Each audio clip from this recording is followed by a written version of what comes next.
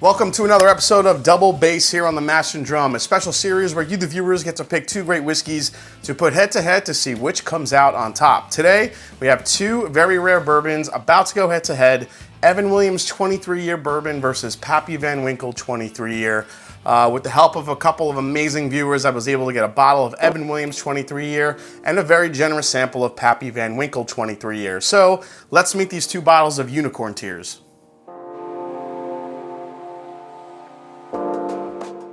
Pappy Van Winkle whiskeys have become known as the best whiskeys money can buy, and sometimes you hear that even celebrities, millionaires, and even dignitaries can't buy it. But naturally, Pappy isn't impossible to obtain, with about 84,000 bottles released each fall, and bourbon fans entering lotteries, harassing store owners, making trades, or spending ridiculous amounts of money on the secondary market. The unicorn of all unicorns is Pappy Van Winkle 23-year-old bourbon, the oldest of the Pappy lineup. This is bottled at 95.6 proof, has a retail price of about $300, but is normally seen priced north of $2,000. The mash bill of all Van Winkle products are a wheated mash bill, which gives it a sweet and smooth profile. A native of Wales, Evan Williams came to Kentucky around 1780. He settled in Louisville, which had been established 2 years earlier. In 1783, Williams built his distillery on the banks of the Ohio River, distilling whiskey from corn on the east side of what is now 5th Street. It is said to have been the first commercial distillery in Kentucky, shipping barrels by flatboat down the Ohio River. Evan Williams 23-year-old bourbon is currently only being sold as a gift shop exclusive at the Evan Williams Experience in downtown Louisville, Kentucky. This expression is the cousin of Elijah Craig 23-year-old, as both come from the Heaven Hill Distillery. Both are aged for 23 years and both share the same mash bill of 78% corn, 12% malted barley, and 10% rye. Evan Williams 23 is bottled at 107 proof and retails at the gift shop for lucky visitors at about $350. All right, guys, so before we get started, here is how I will score it in case none of you have watched a double bass episode before. I'll give a score between 1 to 5, 1 being the lowest and 5 being the highest, in 3 different categories: nose, palate, and finish. I'll be doing these blind like I normally do. I've let the Evan Williams 23 sit in a glass for a while since it's a brand new bottle. Eventually, I will do a full review of the Evan Williams 23 once it opens up. But I figured since I have some Pappy 23 and the Evan Williams 23, how often do you get to compare two 23-year-old bourbons? So keep an eye on the scoreboard here to follow along, and let's start with the nose first. All right, I am excited to do this one. I got my notepad to keep track of the scores. I got my water. Haha. All right, here we go. Let's start with glass A, which will be this one right here. Start with glass A. This one is ridiculously fruity and sweet. There is so much fruit jumping out of the glass on this one. This just tastes like strawberry shortcake on the nose. Incredible. Obviously, for 23 years old, both of these are gonna have some good oak presence, and that one is definitely in here. For the first class, it's not as strong as I thought it would be for either of these two 23-year-old bourbons. God, this one almost smells like it's finished because it's just so fruity, so sweet on the nose, a ton of vanilla cake coming through, a lot of rich caramels, like powdered sugar. Definitely not as oaky as I thought it was gonna be. It's definitely there, but I mean, there is just a very intense cherry note, maybe a little hint of chocolate here. Just unbelievable baking spices, some black pepper, some really rich cinnamons. I mean, it's really sweet, way sweeter than I thought it would be. All right, let's compare it to the nose on B now. Let's go to B. Whoa, this is way different. Okay. So this is just, glass A is just pure vanilla, cherry, sweet, vanilla icing, powdered sugar, some oak, some baking spices. This is beautiful, beautiful butterscotch. Oh my gosh. Again, I'm getting some oak on here, but it's not as super oaky as I thought they would be. So for both of them so far, the oak presence isn't as much on the nose as I thought it was gonna be. We'll see if that translates to the palate. Oh my goodness. This is way more, caramel, butterscotch, almost like a toasted marshmallow, kind of like a burnt marshmallow. Like one you're about to toast and make a really good s'mores out of it. There's definitely more oak presence on glass B than there is A. The nose for both of these are just insane. I can nose these glasses all day long, but you know, they're very, very different. They're both intensely sweet, just a different kind of sweet. Yeah, this is rich caramel, dark brown sugars. Man, I can't get past the marshmallow note. I'm getting out of my head. Oh my God, this is like, just take like the best butterscotch dessert you ever had and just top it with some toasted marshmallow on top. Incredible. Both of these noses are gonna get high scores. All right, so scoring the first round for nose is gonna be pretty easy. I'm giving both of these a 4.8. Almost a perfect score.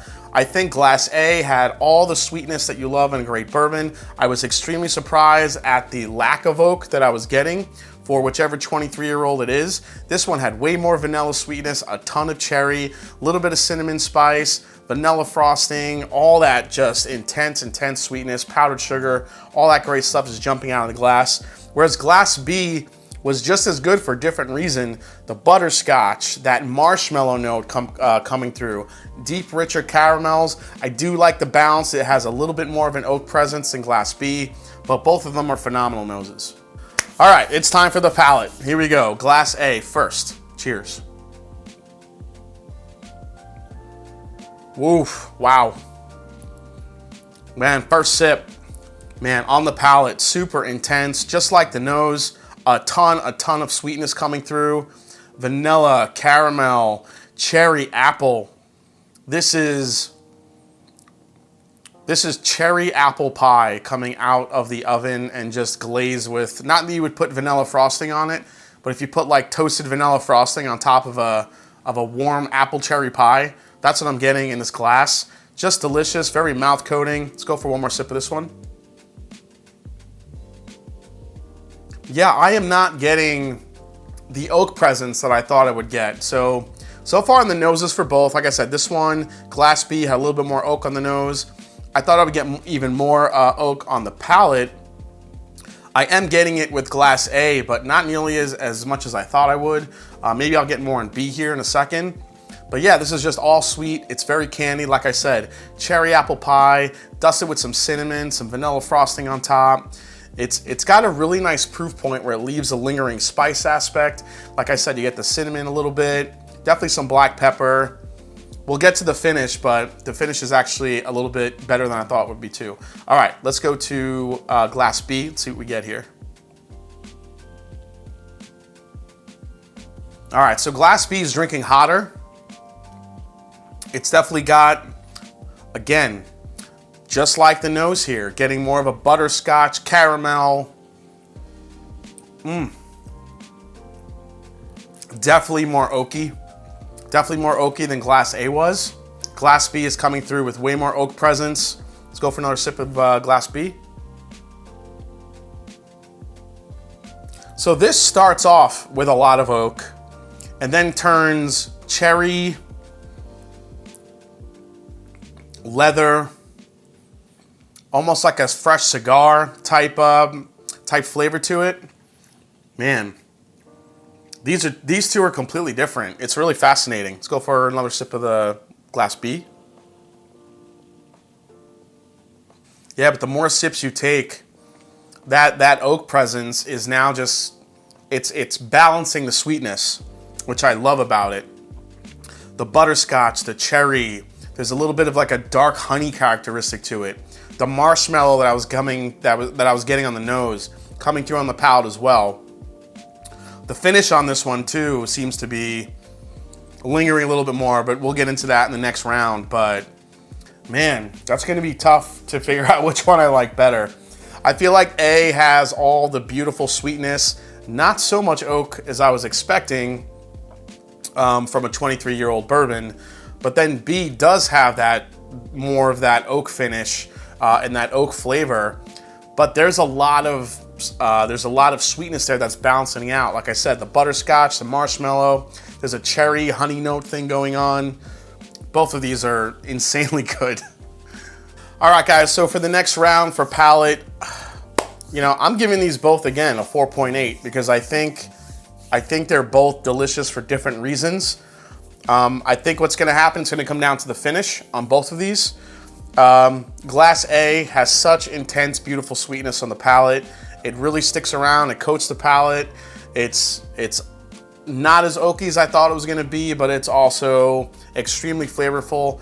That cherry note, the apple note, the cinnamon, the definitely get some oak tan in there, but man, it comes through as like cinnamon, a little bit of maple, some black pepper. Just a beautiful, beautiful whiskey. So for Glass B, I just think it was, you know, delicious, but in a different way. Glass B, there's definitely some more oak presence in Glass B. I think what happens is you get more of those ultra aged, you know, bourbon flavors. You get kind of the cigar smell, the fresh cigar, the leather note to it. But also there's a beautiful balance of butterscotch. There's some honey in there, definitely some cherry. Just both of these are bringing some really delicious flavors, but in different ways. I really think it's going to come down to the finish now. So let's go to the last category. First, I need some water. All right, let's go with Glass A and let's try the finish first. Here we go. Cheers. It's so good. But on the finish, I am just getting pure candy sweetness. There's definitely some oak tan in there. Like I said, black pepper leaves a little bit of a lingering spice, a spicy cinnamon characteristic, a little bit of a nutmeg.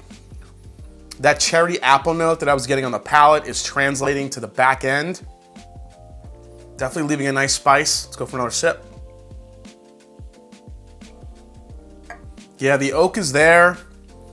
I mean, slightly bitter, not really much though. It's more sweet than anything. I love the black pepper. I would say this is a medium finish. I think it's definitely lasting. It's definitely leaving an impression. It's definitely keeping me warm, giving me the Kentucky hug. But yeah, it's more of a sweet finish than the oakiness I was getting. So that one's really good. All right, let me get another sip of water here. All right, let's go to Glass B and see what we get here. Yeah, okay, so Glass B's finish is definitely longer, but I don't think it's better than Glass A because I think the 23-year-old notes are starting to rear its ugly head in Glass B. The nose, the palate is incredible in Glass B, but the finish is leaving you with a little bit more of that oak tannin, that slight bitterness that you get from a bourbon that's aged that long. In my personal opinion, I don't think bourbon should be aged, 23 years or older. It's great to have a number, but the climate in Kentucky, it's just not like, when you're aging a Scotch that long.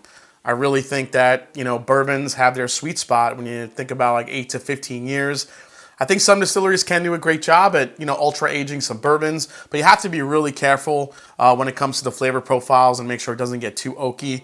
I think Glass A provides a great finish that's sweet, enjoyable, not over oaked at all, and definitely comes through with a really good sweet characteristic. There is some oak there, very, very, very slight bitterness, but Glass B, I think, is where the 23 years starts to show up. It's on the finish. All right, so the scores for here is really what's going to decide it on the finish. So for Glass A, I gave this a 4.5.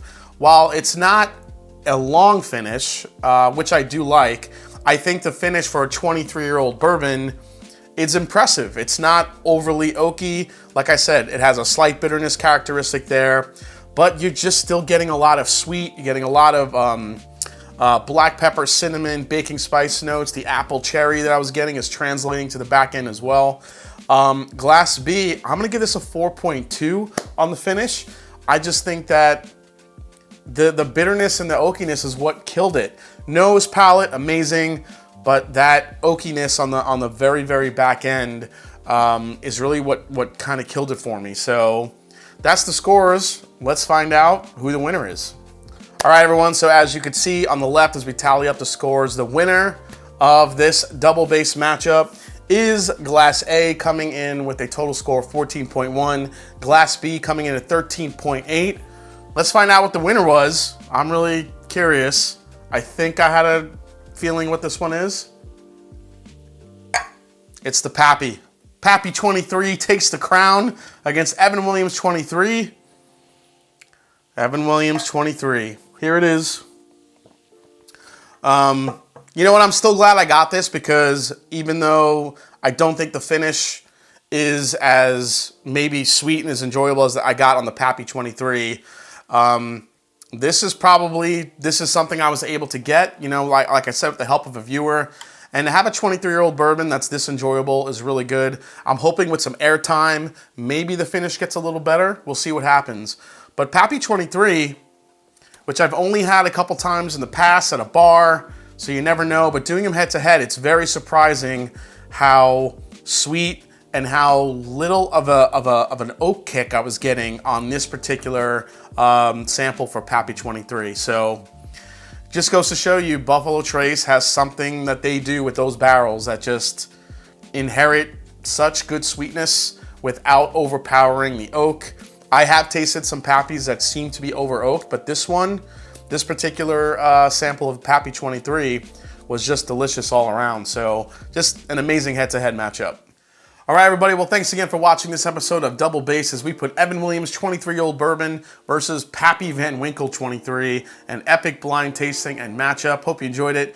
If you did, hit that subscribe button below. Please hit that like button. If you haven't yet, find me on Instagram, find me on Twitter. Also, down in the comments, let me know what 2 whiskeys that you would like to see me put head to head. Always enjoy the suggestions that you guys put forth. And as I always say, it's not about the whiskey, it's the people you share with. So cheers. And here's to a great double bass. Take care, everybody. See you soon.